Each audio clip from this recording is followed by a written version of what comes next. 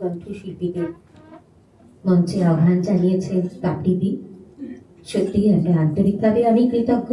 এত সুন্দর একটা আবহাওয়ায় আমি আমার অনুষ্ঠান পরিবেশন করতে পারছি। শিল্পবিতানের প্রত্যেকটা ছাত্রছাত্রীর জন্য রইল আমার অনেক অনেক শুভকামনা।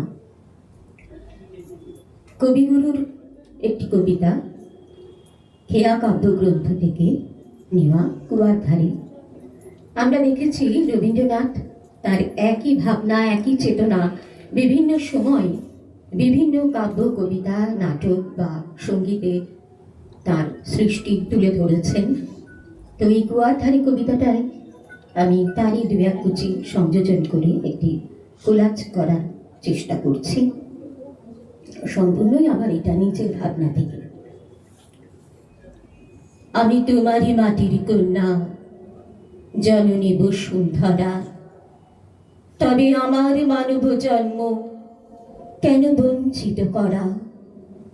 পবিত্র জানি যে তুমি, পবিত্র জন্মভূমি, মানব কন্যা আমি যে ধন্যা, প্রাণের পুণ্যে ভরা। কোন স্বর্গের তরে ওরা তোমায় তুচ্ছ করে, রহি তোমার বক্ষ পরে।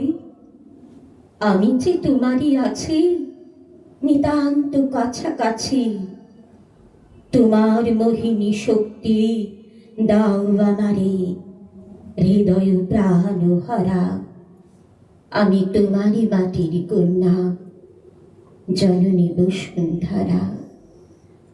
তোমার কাছে চাইনি কিছুই, জানাইনি মোর নাম। তুমি যখন বিদায় নিলে নীরব রহিলাম। একলা ছিলেন কুয়ার ধারে নিমের ছায়া তলে, কলস নিয়ে সবাই তখন পাড়ায় গেছে চলে। আমায় তারা ডেকে গেল, আয় গো বেলা যায়। কোন আলসে রইল বসে কিসের ভাবনায়, পদধ্বনি শুনি নাই গো কখন তুমি এলে। কইলে কথা ক্লান্ত কণ্ঠে, করুণ চক্ষু মেলে। তৃষা কাতর বান্ধ আমি, শুনে চমকে উঠে জলের ধারা দিলেন ঢেলে তোমার করপুটে। মরমরিয়া কাঁপে পাতা, কোকিল কোথা ডাকে, বাবলা ফুলের গন্ধ ওঠে পল্লী পথের বাঁকে।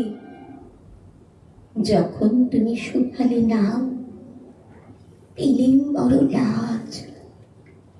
তোমার মনে থাকার মতো করেছি কোন কাজ?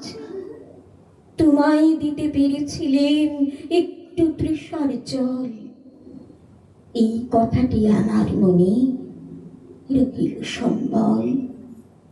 শুধু একটি গণ্ডূষ জল, আহা নিলেন তাহার করপুটের কমল কলিকায়।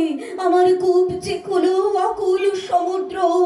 ওগো কি আনন্দ, কি আনন্দ, কি পরম মুক্তি। শুধু একটি গণ্ডূষ জল আমার জন্ম জন্মান্তরের কালি ধুয়ে দিল গো। শুধু একটি গণ্ডূষ জল। কুয়ার ধারে দুপুর বেলায় তেমনি ডাকি পাখি, তেমনি কাঁপে নিমের পাতা। আমি বসে থাকি।